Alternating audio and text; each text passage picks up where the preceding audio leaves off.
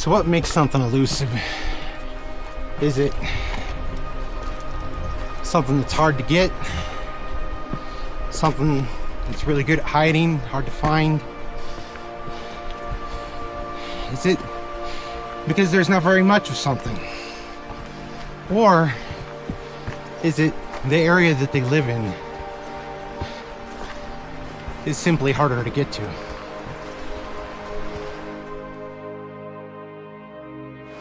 Today, Mina and I will be going after White Tailed Ptarmigan. We're going to start high in the eastern Sierras, and we'll be making our way up and deep into the backcountry where the pines and the firs will begin to give way in favor of the granite. The air is thinner and the elevations will exceed 11,000 feet.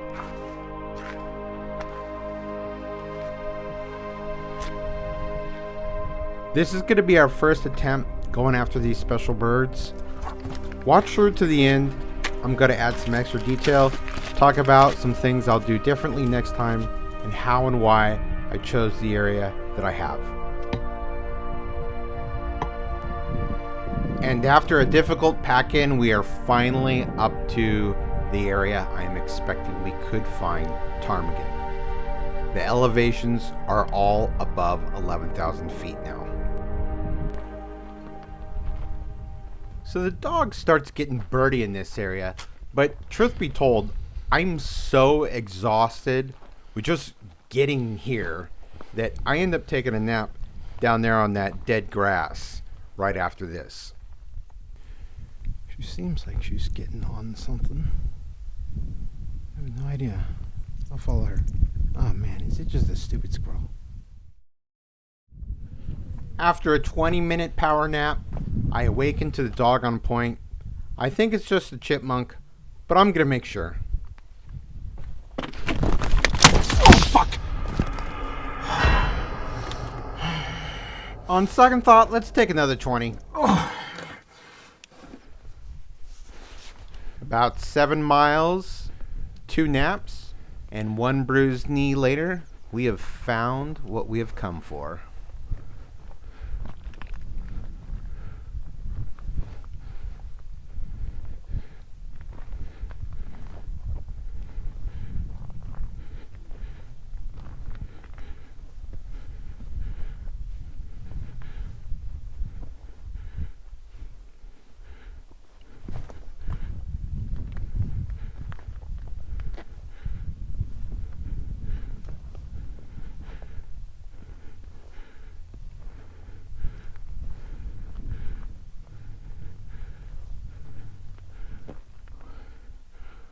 They're all right there. Wow.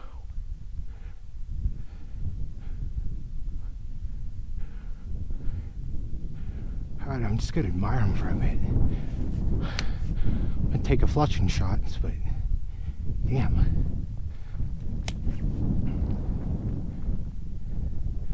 They're beautiful.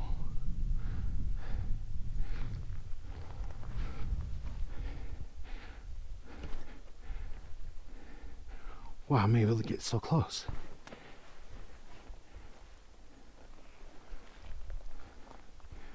Let's get one of these.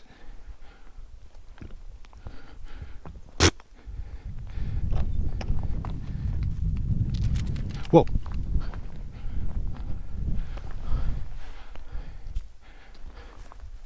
Wait. Whoa.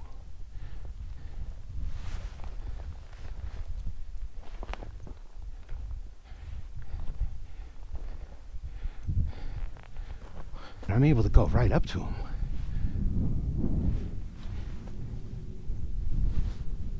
They're kind of beautiful, actually. Wow.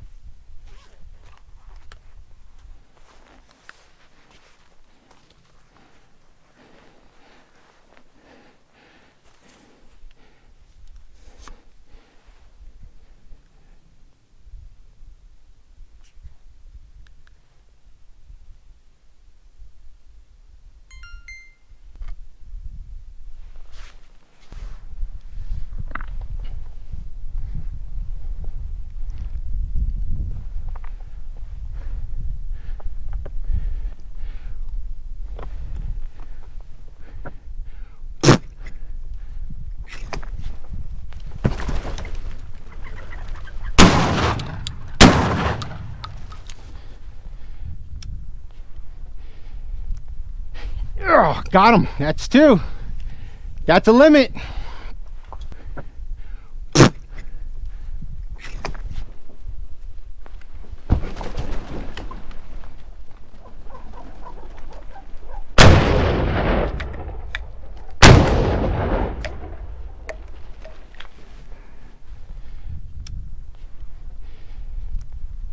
Oh, got him. That's 2.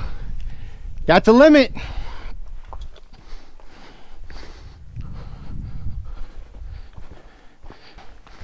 Whoa. All right. Wait. All right. I got him. Wow, these birds are not used to being hunted at all. I was able to go right up to them. Wow. Okay. This one's all bloody. Ah, leave it. All right. Got 2 of them. All right. All right.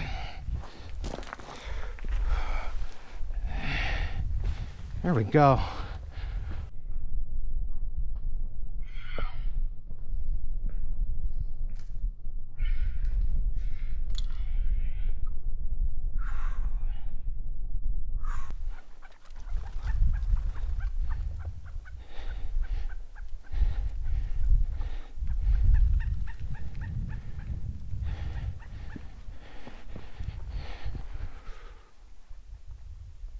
She's got another one pointed.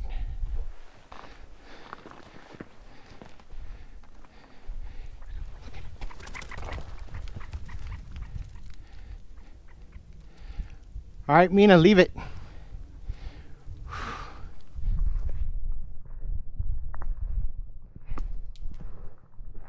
Well, I pulled one of the most retard moves ever. As I was walking from here came from that little cliff over there, walking from here to there, I dropped one of the birds. And I have no idea where it is. I went back to try to look for it.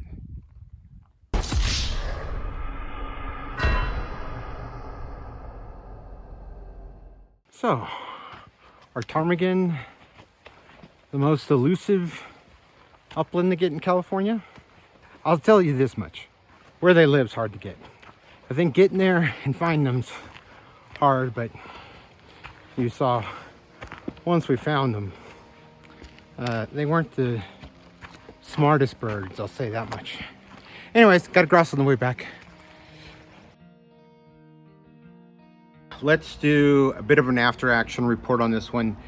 There's not a ton of info on this hunt, and for those of you that are interested in attempting this, I want you to leave with more knowledge than can be gained from just watching the raw hunt footage. First off, if you have made it this far in the video, do me a favor, bang out a like for me. It actually is pretty helpful. Why were the birds doing their best impression of a dodo? Well, I think the lazy answer is just to say they're stupid, but I don't think that's a completely fair characterization. First off, I think their best method of defense is simply living where they do.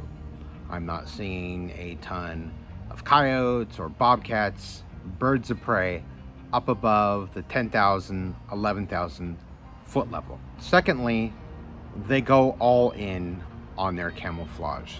They're not like a quail or a pheasant or a mallard that also wants to look pretty. They're 100% committed. So much so that they even change colors to match the seasons. And lastly, I believe their interaction with hunters was limited to a sample size of meat. And I didn't miss, so there wasn't a lot of knowledge left to carry over in the next season. What will I do differently next time? Well, for starters, I don't intend on dropping and losing a special bird like a ptarmigan. I brought my pack with me instead of my hunting rig because the nature of the hunt just justified bringing a lot more support items. Jackets, food for the dog and I, trekking poles, lights. But that doesn't mean I can't take my bird pouch off of this and attach it to my pack next time. I will not bring the 12 gauge next time. It's not needed. I could take the 410 next time. In between this gun and the ammo, I would save about 3 pounds that I'd rather put towards other gear, like a tent. And yes, this hunt was deep enough back there that I think I would like to try camping back there. It was dark by the time I got back to the truck, so it was possible in the day, but it was a long day. Back there, fish some of the lakes, explore, just enjoy being back there, not feel rushed. Probably gonna get those rubber Lewis booties for the dog. It's all granite back there. There's, no point in putting the wear and tear on her pads in the beginning of the season like that. How did I choose the area that I did end up hunting?